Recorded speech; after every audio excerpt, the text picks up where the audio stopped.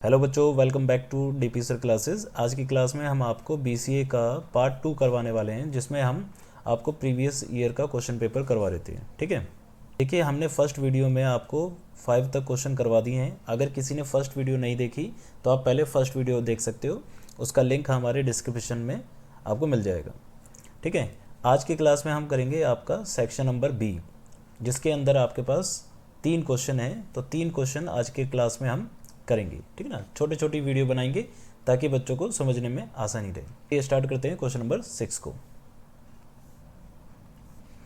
देखिए पहले तो ये समझ लीजिए, ये इनमें से आपको 2 क्वेश्चन करने होते हैं। ठीक है ना, और दोनों क्वेश्चन 7.5 मार्क्स का, 1 मार्क्स का, मतलब एक क्वेश्चन 7.5 मार्क्स का होगा। ठीक है ना, तो चलिए स्टार्ट करते हैं क्वेश्चन नंबर 6। क्वेश्चन कह रहा है कि एक्सपेंड ई एक्स को एक्सपेंड करना है ascending power of x up to 4 terms. E x को एक्सपेंड करना है ना, ई एक्स को एक्सपेंड करना है अप टू 4 टर्म्स। अगर ऐसा क्वेश्चन आ जाता है आपके पेपर में तो इसको कैसे किया जाता है, इसको करने का तरीका क्या होता है। देखिए इसमें पहले तो एक फार्मूला लगता है, जो कि होता है जैसे कि अगर आपको किसी भी चीज़ को एक्सपेंड करना है तो सबसे पहला फार्मूला रहेगा आपका एफ एक्स, फिर प्लस, फिर इसे बढ़ाते जाएंगे। अब यहाँ पर x के साथ क्या था, 1 था। ठीक है, एज्यूम करते हैं कि एफ एक्स के साथ क्या था, 1 था। अब यहाँ हो जाएगा आपका x, एफ डैश x, इस तरीके से। फिर ये और बढ़ जाएगा। अब ये x की पावर 1 थी, यहाँ पर x की पावर 0 थी, यहाँ 1 थी। अब यहाँ हो जाएगी x स्क्वायर बाय 2 का फैक्टोरियल लिखते हैं। ठीक है ना, F double dash x, double dash हो जाएगा, ये एफ डैश था, अब डबल डैश हो जाएगा। फिर ऐसे ही प्लस एक्स क्यूब अपॉन में 3 factorial F double dash triple dash x, इस तरीके से ये बढ़ता जाएगा। जबकि हमें क्वेश्चन में क्या रखा है 4 टर्म्स का, तो हम भी 4 टर्म्स निकालेंगे। ये फर्स्ट टर्म, ये सेकंड टर्म, ये थर्ड टर्म, ये फोर्थ टर्म, बस इतना ही करना है। ठीक है ना। अब हमें जो एफ एक्स की वैल्यू दे रखी है, एफ एक्स की जगह पर दे रखा है ई एक्स। तो देखो आपको क्वेश्चन में क्या क्या करना है। सबसे पहले आपको एफ एक्स चाहिए, ये है हमारे पास। फिर चाहिए आपको एफ डैश एक्स, तो इसका डेरिवेटिव करेंगे तो ये आ जाएगा ई एक्स ही आएगा। ठीक है, फिर आपको क्या चाहिए, डबल डैश, तो डबल डैश भी करेंगे तो आपके पास यही आएगा। ठीक है, फिर आपको क्या चाहिए, ट्रिपल डैश, तो ट्रिपल डैश भी करोगे तो भी आपके पास जो वैल्यू आएगी वो यही आएगी, ई एक्स। ठीक है, अब देखिए इसमें क्या करना होता है, इसमें आपको x की जगह पर ना 0 पुट करना होता है। तो x की जगह पर 0 पुट करेंगे हर किसी में, यहाँ पर भी 0, यहाँ पर भी 0, यहाँ पर भी 0, हर जगह क्या होता है आपको 0 वैल्यू रखनी पड़ती है, यानी कि आपको f0 चाहिए। तो e0 आपका क्या हो जाएगा, 1। ऐसे ही f डैश 0 चाहिए आपको, तो वो भी e0 क्या हो जाएगा आपका, 1।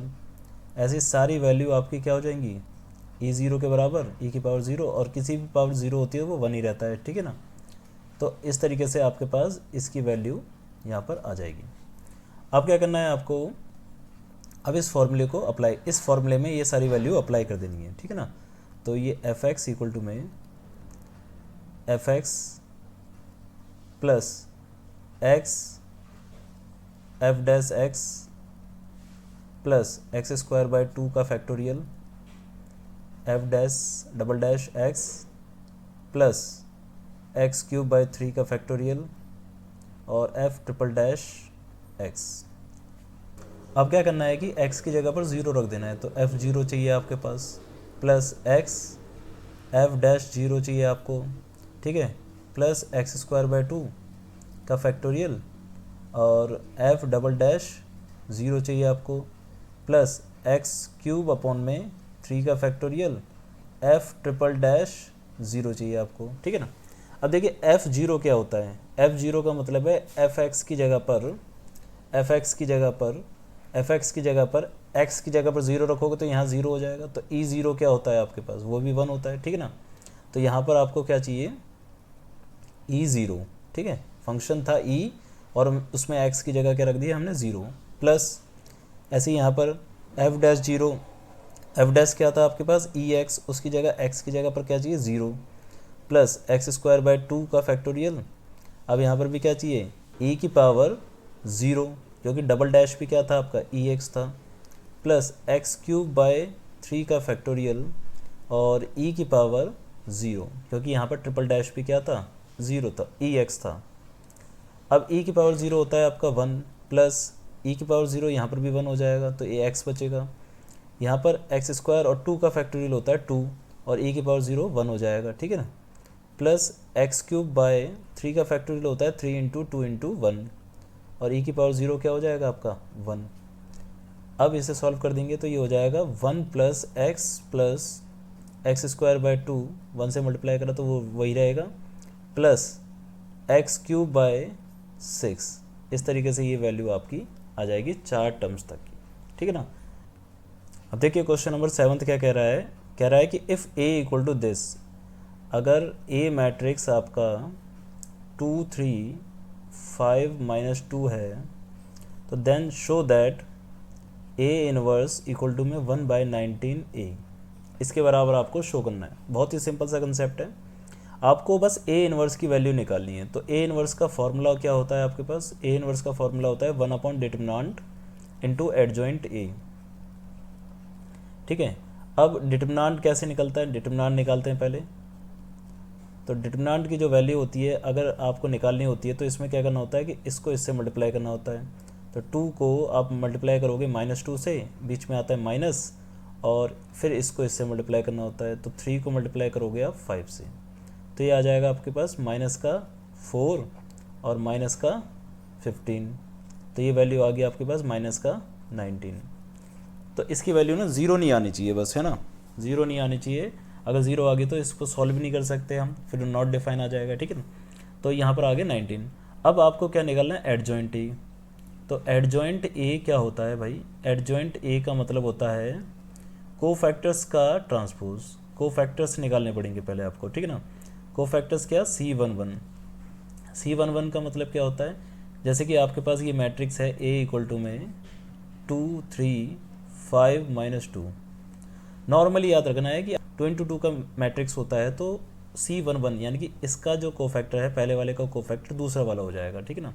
तो -2 हो जाएगा। C12 मतलब इस 3 का जो कोफैक्टर क्या होगा वो 5 हो जाएगा, मगर जिसकी भी वैल्यू 1 2 यानी कि ऑड नंबर में आती है तो उसका साइन चेंज हो जाता है, ठीक है ना। तो ऐसे ही 3 का क्या हो जाएगा, -5 हो जाएगा। फिर 2 1 यानी कि इस वाले का निकालेंगे तो इसका भी ऑड नंबर आ रहा है ना, 2 और 1 3 होता है, तो इसका तो हो जाएगा सामने वाला, मगर क्या हो जाएगा -3। ऐसे ही C22 तो इसका कोफैक्टर क्या हो जाएगा 2। इस तरीके से आ गया। अब आपको क्या करना है, इसको एक मैट्रिक्स में कन्वर्ट कर देना है, एडजॉइंट ए। तो एडजॉइंट ए में क्या हो जाएगा, जो कोफैक्टर होंगे उसकी वैल्यू क्या हो जाएगी, ट्रांसपोज, यानी कि रो को कॉलम में कन्वर्ट कर देंगे। ये C11 है तो ये ऐसे रहेगा, बट ये C12 इधर लिखना था बट उसे लिखा जाएगा यहाँ पर इस तरीके से। फिर इसको लिखना यहाँ था, अब ये लिखा जाएगा यहाँ पर, और ये वैल्यू यहाँ पर रहेगी। मतलब नॉर्मली अगर इसको आप बनाते तो इस नॉर्मली क्या बनता, -2 -5 -3 और 2 बनता, बट हमने क्या कर दिया, इस रो को, इस वाली रो को ऐसे लिख दिया, है ना, क्योंकि इसका क्या करना होता है हमें, ट्रांसपोज। तो -2 -5 को आपने इस तरीके से लिख दिया और -3 प्लस का 2 को इस तरीके से लिख दिया। तो ये हो गया आपका एडजॉइंट। अब देखो इसमें एडजॉइंट में आपको कुछ सिमिलर ये लग रहा है कि ये जो माइनस है ना आप कॉमन ले सकते हो, तो माइनस कॉमन लोगे तो ये हो जाएगा 2 5 3 और ये हो जाएगा -2। अब देखो इसमें और इस मैट्रिक्स में क्या फ़र्क है, 2 3 5 -2, 2 3 5 -2 सेम है कि नहीं। तो आप इस मैट्रिक्स को क्या लिख सकते हो, ए के बराबर लिख सकते हो। तो एडजॉइंट ए जो है वो किसके बराबर आ गया, -a के बराबर आ गया। ये हो गया आपका इक्वेशन नंबर 2। अब हमें ए इनवर्स निकालने के लिए बोला जा रहा था, तो ए इनवर्स का फॉर्मूला क्या बताया था हमने, 1/डिटरमिनेंट इंटू एडजॉइंट ए। तो डिटरमिनेंट क्या है आपके पास, डिटरमिनेंट तो आपके पास आया था -19, है ना, ये क्या आया था -19, और एडजॉइंट आपके पास क्या आ गया, एडजॉइंट क्या आ गया आपके पास, ये ए के बराबर है ना। एडजॉइंट की वैल्यू किसके बराबर थी, -a के बराबर थी। तो माइनस से तो माइनस कट जाएगा, तो वैल्यू क्या आ गई, 1/19 इंटू में a। तो देखो यही प्रूफ करना था कि नहीं करना था, देखो ए इनवर्स को किसके बराबर प्रूफ करना था, 1/19 ए के बराबर, है ना। तो हो गया प्रूफ कि ए इनवर्स की वैल्यू किसके बराबर आ गई, 1/19 ए के बराबर। अगला कंसेप्ट है question number 8, show that f x equal to mod x is a continuous at x equal to 0। तो x इक्वल टू 0 पर ये कॉन्टिन्यूस होगा, ऐसा आपको प्रूफ करना है। देखिए मोड x ऐसा क्वेश्चन जो है नॉर्मली बच्चों को समझ में नहीं आता ये कैसे करना होता है, इसलिए पेपर में ऐसे क्वेश्चन दिए जाते हैं जो बच्चों को कन्फ्यूज़न क्रिएट करते हैं। अब ये मोड x आ गया ना, तो मोड x को कुछ अलग तरीके से कॉन्टिन्यूस किया जाता है, ठीक है। चलिए देखते हैं। तो देखिए कैसे करना है इसे। अब जैसे कि F x equal to mod X दे रखा है हमें, तो लिखते हैं F x equal to mod X दे रखा है। तो मोड एक्स का मतलब क्या होता है कि मोड एक्स का मतलब ये होता है, पहले आपको करना है ऐसे कि एक बार वैल्यू नेगेटिव और एक बार वैल्यू पॉजिटिव होगी। नेगेटिव कब होगी? If x is less than 0, 0 से छोटा हो गया, क्योंकि लिमिट क्या दे रखी है हमें? 0। दूसरी होगी if x is greater than 0, मतलब लेस देन पे LHL का यूज़ करना है और ग्रेटर देन पे RHL का यूज़ करना है। अगर दोनों वैल्यू सेम आ जाती हैं तो हम कहते हैं कि ये आपका कॉन्टिन्यूस होगा 0 पर। कैसे करना होता है? बहुत ही सिंपल सा कंसेप्ट है, limit x tend to 0 negative, ये हम कर रहे हैं LHL पर। तो LHL पे कौन सा फंक्शन होगा? फंक्शन देखना है पहले। तो फंक्शन आपका होगा limit x tend to 0 negative, function होगा आपका ऊपर वाला, तो माइनस का x। अब क्या करना है आपको x की जगह पर 0 पुट कर देना है। तो 0 पुट करोगे तो वैल्यू क्या आ जाएगी? 0 आ जाएगी। तो LHL की तो वैल्यू आ गई आपके पास 0। अब ऐसे ही आपको RHL की वैल्यू निकालनी है। तो RHL equal to limit x tend to 0 positive fx। अब यहाँ पर फंक्शन कौन सा पुट करना है? अब आपको फंक्शन पुट करना होगा x वाला, क्योंकि ग्रेटर देन 0 किस पे है? x पे। जब ग्रेटर देन 0 होगा तो क्या आएगा? पॉजिटिव में आएगा। तो यहाँ पर जो फंक्शन यूज़ करोगे आप वो रखोगे x। अब यहाँ पर क्या होगा? Limit x tend to 0 positive, ये इक्वल नहीं लिखना। अब क्या है कि x टेंड टू 0 यानी कि x की वैल्यू 0 पुट कर देंगे, तो यहाँ पर भी वैल्यू क्या आ गई आपकी? 0 आ गई।